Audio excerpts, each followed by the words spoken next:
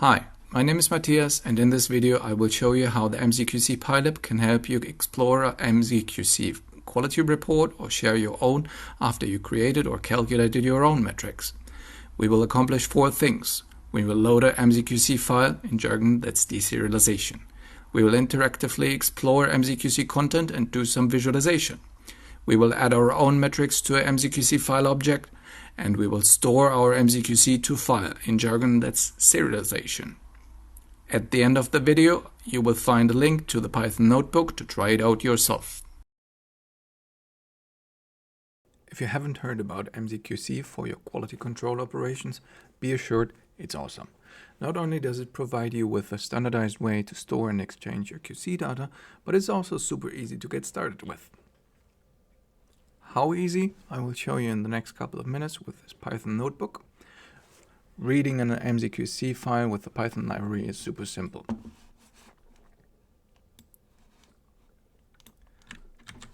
So basically we start with importing from our module the mzQC file as mzQC, and then open that file that I've already prepared.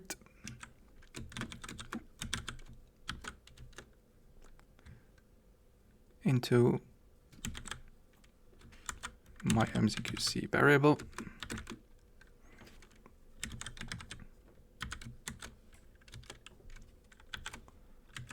And from the JSON serializables,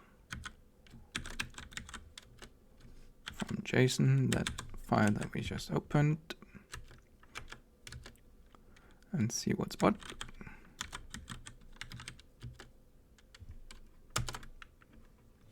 Okay, that's it. Super simple.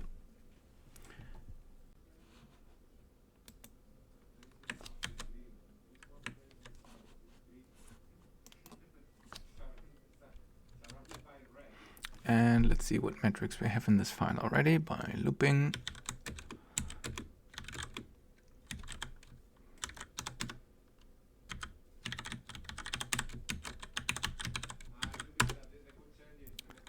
And we're going to print the names of those metrics.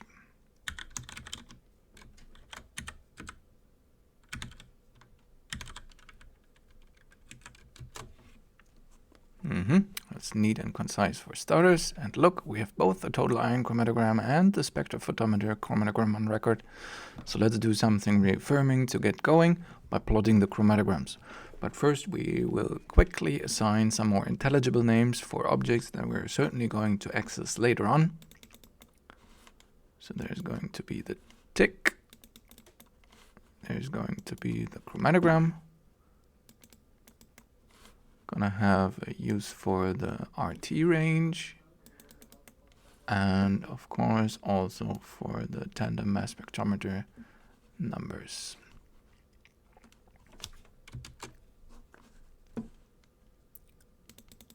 So our metric objects are super compatible with pandas, and we're going to make ample use of that by first importing the TIC into a data frame, doing the same for the spectrophotometer chromatogram, then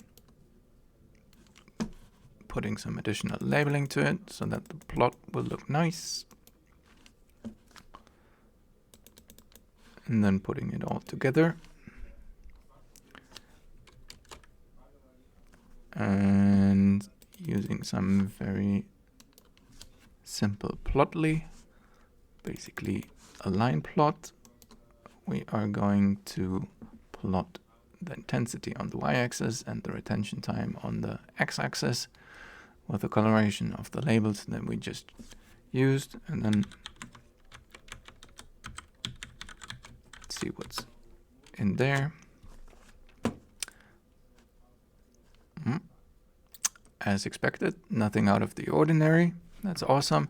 So let's move on to something more challenging, adding identifications.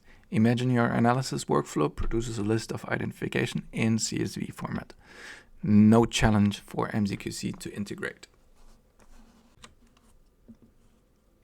We start by reading that CSV into a data frame. before. See what's there.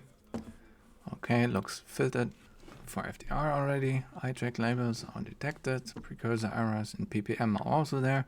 Looks good. A little more affirmatory visualization, if you please.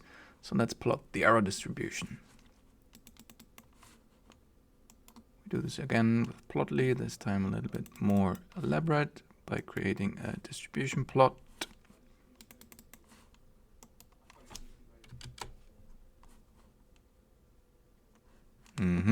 So far looks good. Maybe sometime later revisit those few outliers there.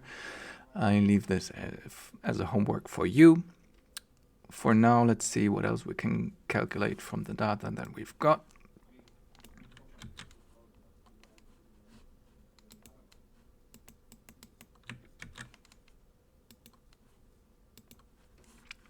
So I've selected the ID ratio because it sounds like a good start to create our first quality metric object. This is going to be easy as well. The new metric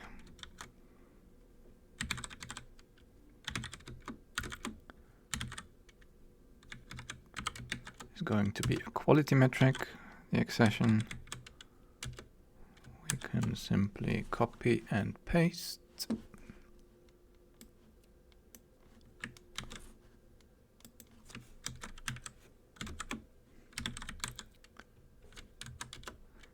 Name is going to be ID ratio.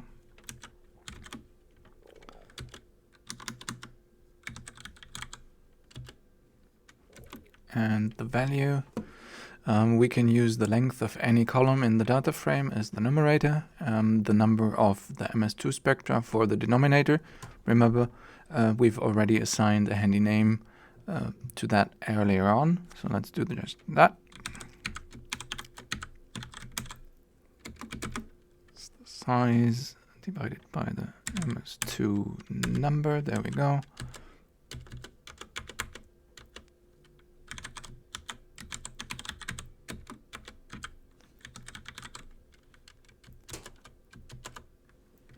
Okay, so we see slightly less than half of the tandem spectra are identified, very well.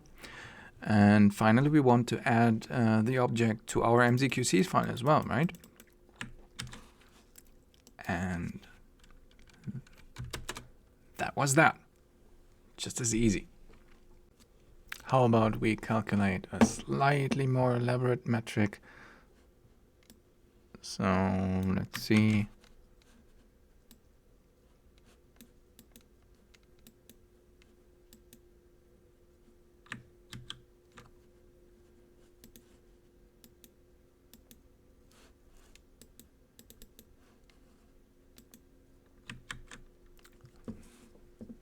Let's choose the interquartile retention time period for all peptide identifications.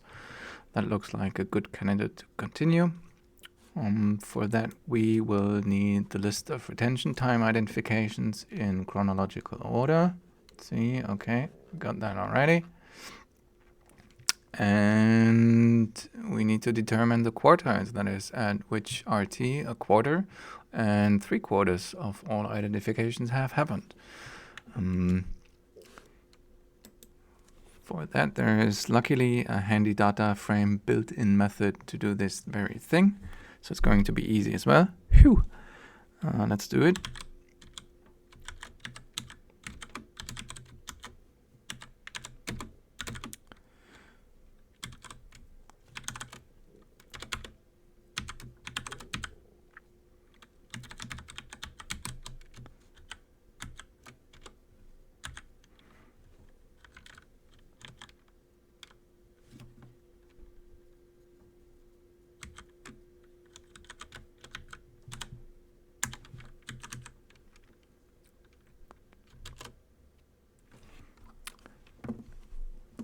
And again, putting this thing together in a quality metric is super easy.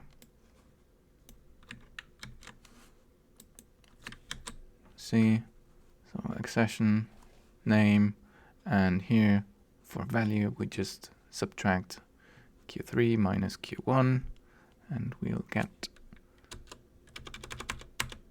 our metric value. And then of course we need to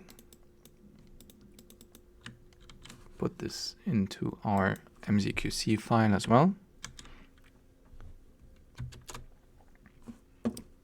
Very good.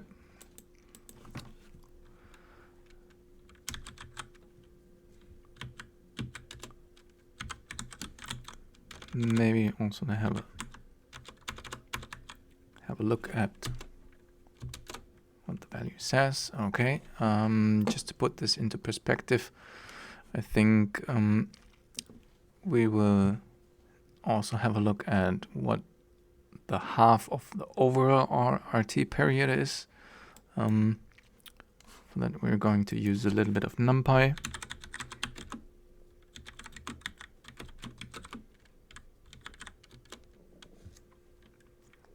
And calculate the duration.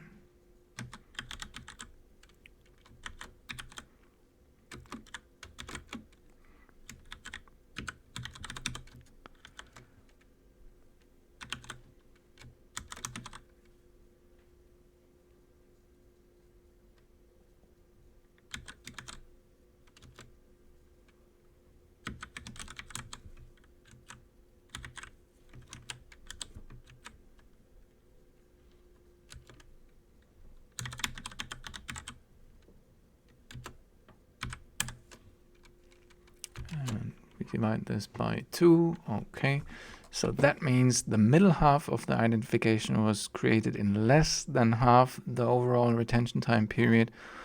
Chromatographic separation could be interpreted as narrow, but this will also depend on the other runs in that batch. So for now, we'll also leave that be. But at last, let's save our progress to file and have a look at the file itself.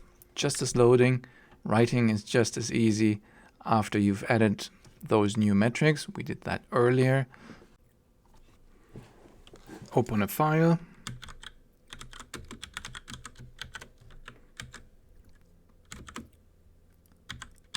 This time we want to write. And what we are going to write in that file is, again, from a JSON serializable, this time to JSON, and what, of course, our my mzQC object.